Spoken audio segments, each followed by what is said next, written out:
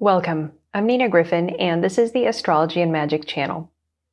Today, we'll talk about the Aries Ingress of 2022 as it impacts various countries across the world. We are going to be covering a record number of countries in this video, so depending on how things go, I may or may not split it into two parts to make it a little bit easier to follow. First off, I wanted to say thank you to all of my patrons. Thank you for all of your support. Thank you for all of your encouragement. I really appreciate it. If you would like to become a patron and get access to exclusive astrology and magic videos, as well as the monthly magical elections document, which tells you the best times and instructions every month for creating your own planetary talismans, you can go to patreon.com/Nina Griffin. Okay, let's get started. So first, a few introductory remarks. Now, the Aries Ingress, if you're not familiar with it, is a chart that is set for the moment that the sun enters Aries, the first sign, and house cusps and house placements for the Aries Ingress are different by location, but the planet's zodiacal placements remain the same worldwide. Now, it is a very old tradition to set the chart for the capital of a country to get a sense of what will happen in the country for the 12 months following the Aries Ingress.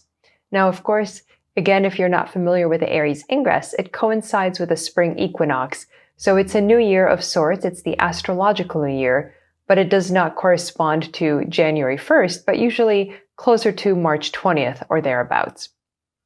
Now this year, we don't have the best Aries Ingress. There are several major factors that are indicating difficulty in various ways.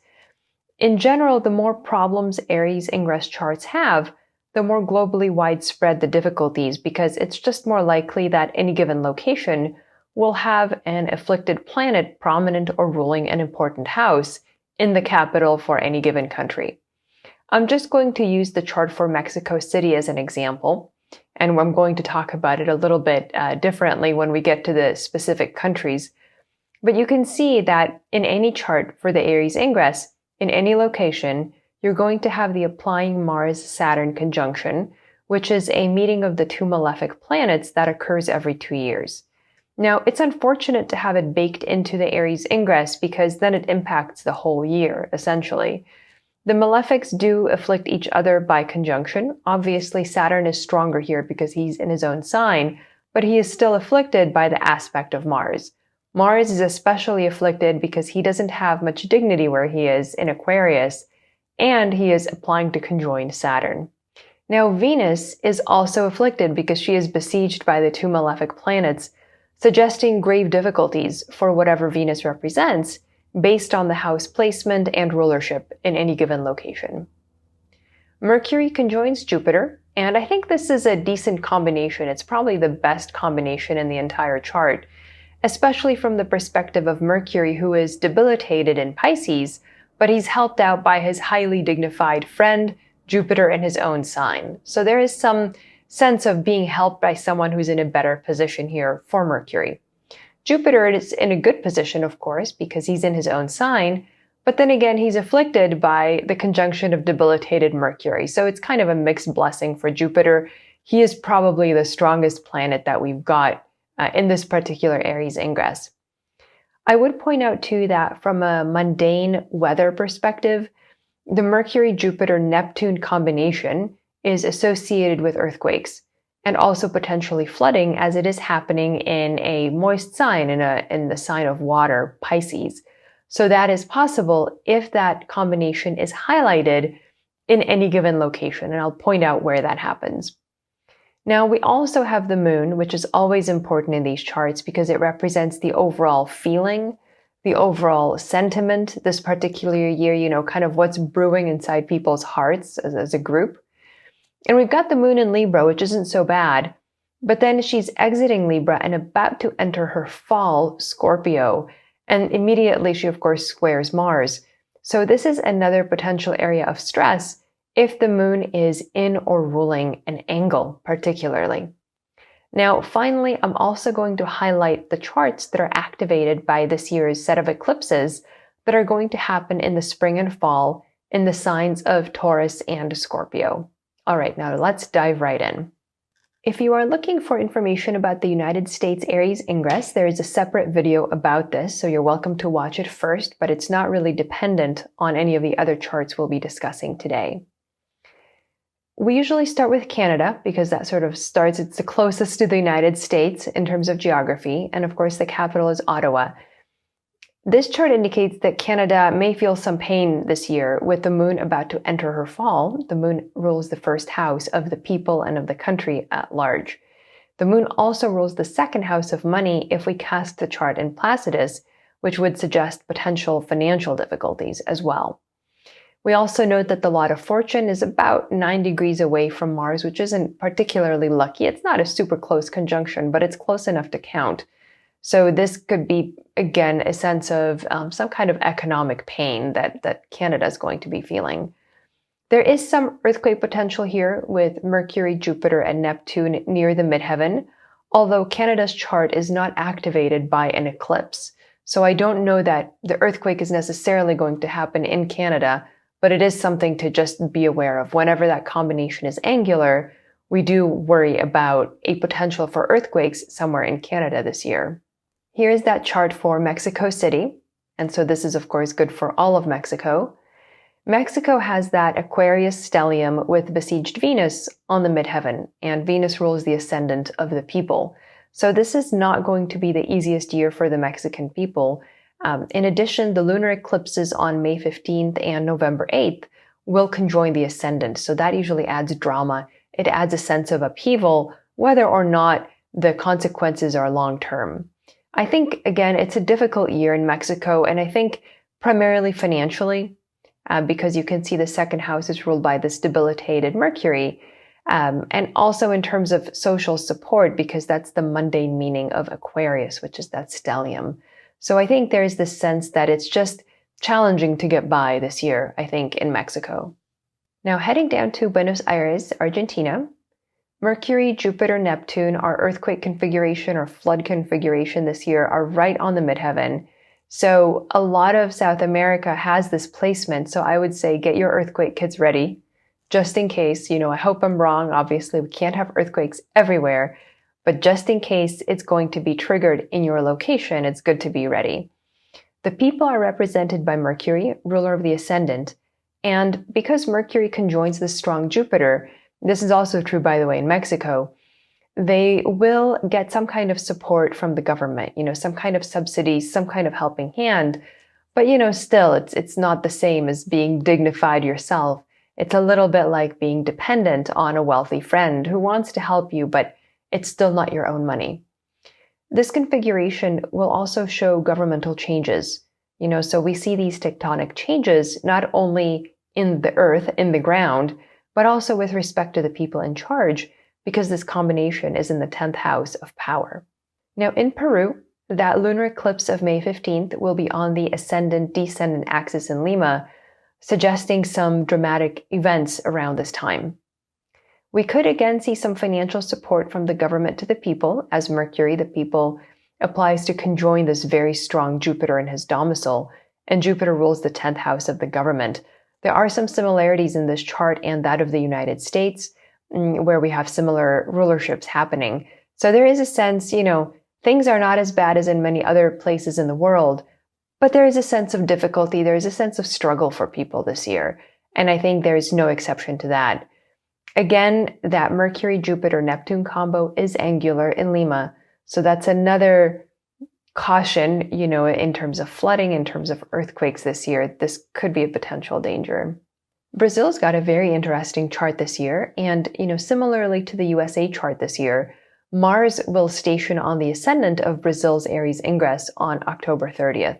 So around this date, this suggests, I think, a drawn-out conflict, perhaps, over the outcome of the election that is set for October 2nd in Brazil, possible resulting violence even, civil unrest. I think there is a good chance this year that the opposition wins, as Venus, who rules the 4th house of the opposition to the governing party, gets to dignified Saturn faster. It conjoins it faster than does Mars. Mars rules the current party in power because he's the ruler of the 10th house of government. So I think the opposition has a strong chance of winning this year. The people of Brazil as a whole are debilitated Mercury, ruler of the first house, conjoining Jupiter and Neptune.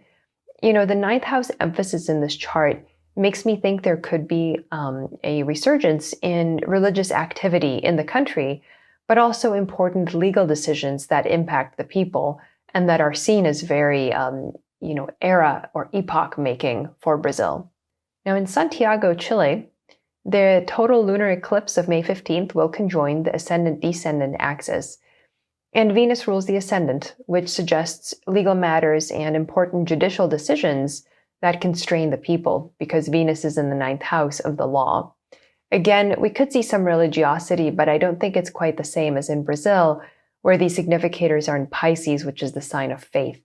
These are all significators in Aquarius, suggesting these are man-made institutions, legal institutions, and so on, that seem to be extremely important this year. I do note that Mercury, Jupiter, and Neptune is angular in Chile as well, and it is indicative of earthquakes, so that is something to prepare for, especially because of the eclipse that activates the ascendant-descendant in May. That's just, the eclipses kind of help set things off in a given location. Now, moving along to Asia, we can see that the total lunar eclipse at 25 Scorpio will conjoin the ascendant-descendant axis with about a 6-degree orb. As in much of Asia, the Mercury-Jupiter-Neptune stellium is on the IC, it's in the fourth house, so significant earthquakes are also a possibility here, especially since this chart is also activated by eclipses. This combination of eclipses and then Mercury-Jupiter-Neptune on the IC tends to indicate some kind of natural disasters. I think that we could see flooding, we could see earthquakes. We also note that the moon, which is about to enter the sign of its fall, is about to oppose the lot of fortune, which is at 1 degree Taurus, and I think this could indicate a notable drop in the financial fortunes of the country. The confidence to buy is absent this year. People are afraid to buy, they are afraid to put money into things. The tendency more is to withdraw and cash out. Now in India, that chart set for New Delhi is really lit up this year. It's indicating an eventful 12 months, I will say that. The moon is about to enter the sign of her fall, and she's right on the ascendant, so we have to pay attention, suggesting a dramatic shift for the population of India. I don't know if we're talking about food or money or both, but there is something going to happen that will impact a lot of the, just regular people of India. The ascendant will be triggered by eclipses in both the spring and the fall, specifically April 30th and October 25th. I think that there will be significant turmoil, and I am particularly concerned about anti-Muslim violence due to the presence of Venus, who rules the Islamic faith, on an angle, and she is besieged by the malefics, one of whom is the ruler of the ascendant. So I think there could be a lot of violence, a lot of intensity, combined, I think, with general, deprivation in the country. In Indonesia, we have Jupiter ruling the ascendant, which is about as good as it's going to get with this year's charts. However, Jupiter is again with Neptune and Mercury in the fourth house. Again, the potential for earthquakes is here. So I think, the economy is sort of, hobbling along. I think it's better than a lot of other places, I would say. But at the same time, people could be seeing higher taxes because Mercury is debilitated, conjoining Jupiter. So it's kind of like the government is leaning heavily on the people to support its programs. But all of this activity in the fourth house does make me think of natural disasters in Indonesia this year as well. In Japan, we've got Jupiter ruling the ascendant, and I think that it could be a challenging year for the government, particularly the prime minister and the party currently in power. They are ruled by Venus, and they are besieged by the malefics in the house of finance.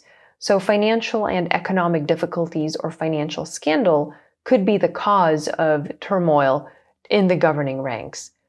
Now, the moon is in the 10th house, and again, this is this moon that's about to enter its fall. So it could be an indication of a fall from power of a public figure or a group, someone in charge, someone very well known. In the Philippines, we've got that Mercury-Jupiter-Neptune stellium right on the IC. Again, it's indicative of earthquakes and flooding. We are fortunate for the Philippines that the eclipses this year don't activate the angles of this chart, but I would still make sure that my earthquake emergency plan and supply kit were up to date. Now, it's moderately helpful to have Jupiter in domicile, the ruler of the ascendant. Again, that's probably the best planet to have ruling the ascendant anywhere in the world this year. So hopefully the situation won't be quite as dire as it could be elsewhere, but it's still best to be prepared and assume the worst.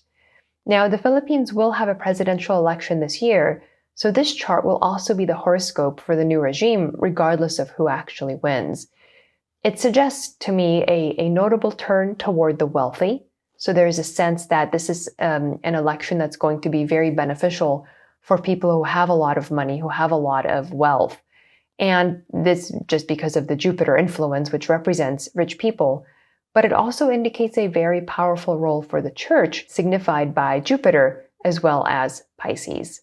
Now, in Vietnam, we've also got Jupiter ruling the ascendant, and this is good because, again, Jupiter is in his domicile, so there is a sense of optimism and relative security.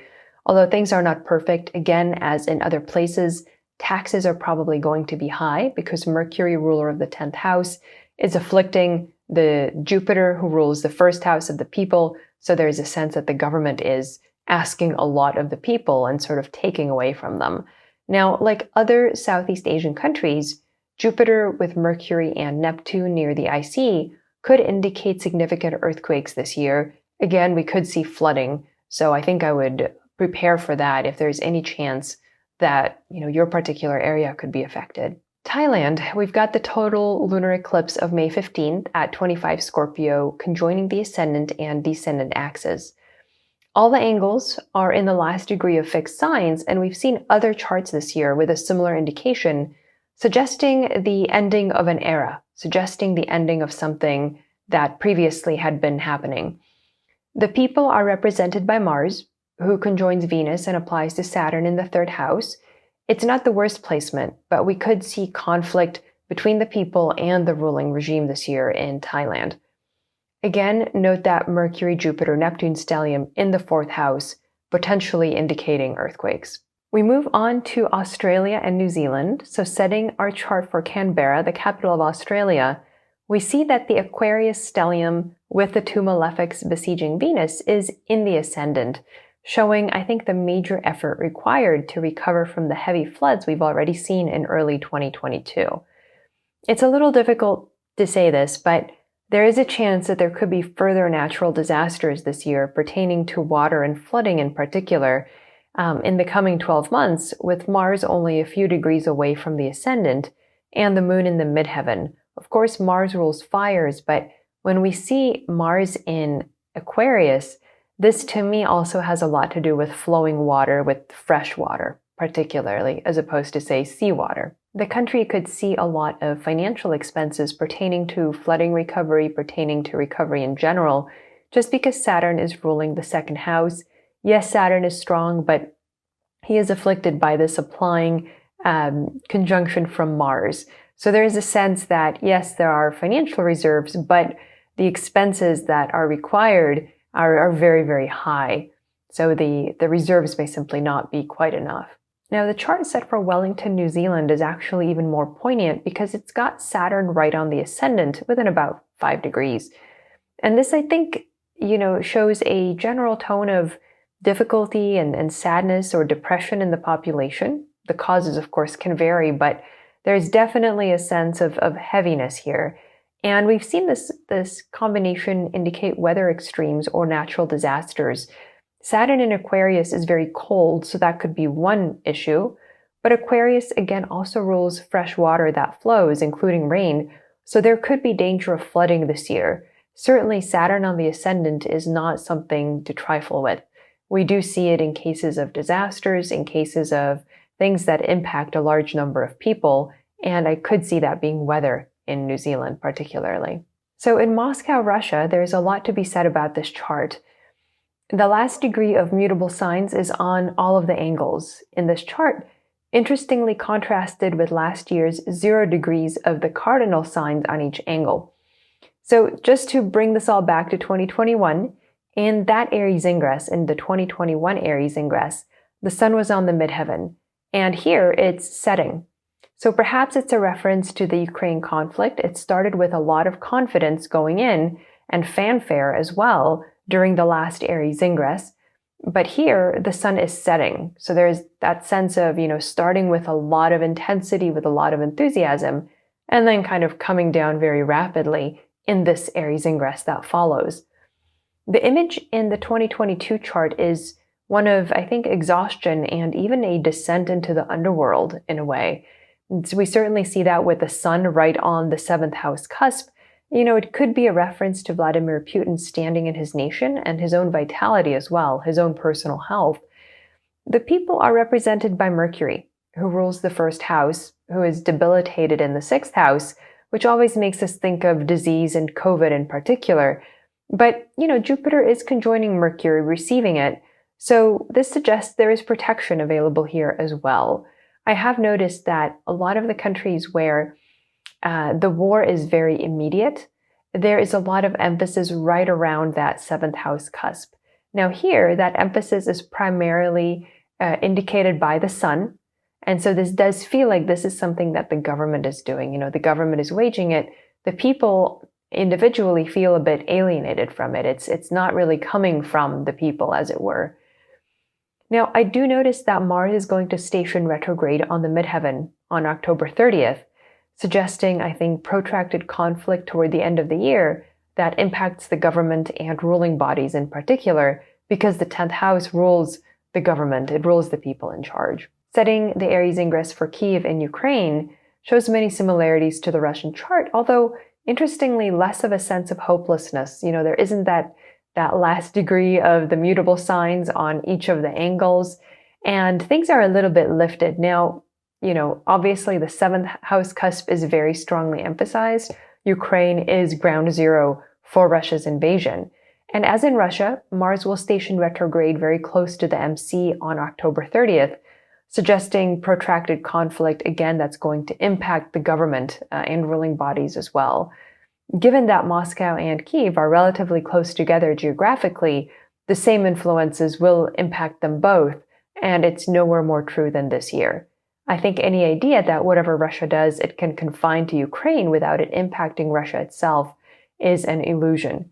I do think that money and food will be in short supply this year, just because we see that moon entering its fall in the 2nd house of money and food. In Poland, the 7th house cusp is once again emphasized by the presence of Mercury, Jupiter, and Neptune. And I think we've already seen it, they're going to be very involved in the war going on next door to them. As you probably know, the 7th house rules opponents and kind of wars in general. So Poland is highly engaged here to help Ukraine and try to stymie Russia. Of course, Poland, has a long-founded fear that Russia is going to invade them as it had in the past. So they are putting considerable resources and effort into helping Ukraine. They are going to be sacrificing a great deal. I've noticed that the countries where Mercury, Jupiter, Neptune, and even the Sun are close to the 7th house cusp are the countries where people will feel the war, I think, most intensely, most closely. Money is going to be tight again. We do see that afflicted moon in the 2nd house, and that 2nd house is ruled by this besieged Venus that's sandwiched between Mars and Saturn. It's not going to be an easy year financially. Now, heading west, we see Berlin, Germany, has a similar emphasis in the chart as Poland, again with a strong 7th house focus. And the ruler of the ascendant, the people, is Mercury, who is in the 7th. So all eyes are turned to the east, all eyes are turned to the war. Everything is seen through the lens of, what can we do to stop this war, and what can we do to realign the former, I would say, balance of power in Europe. It's not an easy time, right, with Mercury ruling the ascendant, but there's a help from others, in the 7th house. And finances, again, are going to be challenging. Venus does rule the 2nd house cusp of money. And it's going to be, I think, again, things are going to be very expensive and difficult to get this year in Germany. Now, in France, I would like to note that Paris is going to have the lunar eclipse of May 15th on the ascendant-descendant axis, which could see some changes or dramatic shifts in policies of the government, as well as some dramatic changes for individuals in power.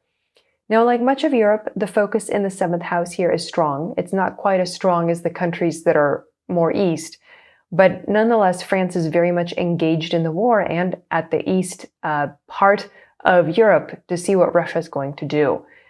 It would seem that in the presidential elections this year in France, the ruling power will retain its hold on the presidency because with Venus as the 10th house ruler, she applies to conjoin dignified Saturn. I think that France has more government support here than many other countries to the people, but it's still going to be challenging for the average person. Obviously, the government can't fix everything that's going on. They can only do so much.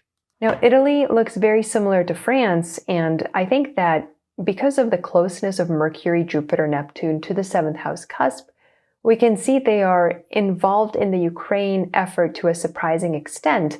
And it is indeed true that Italy relies quite heavily on Russian oil.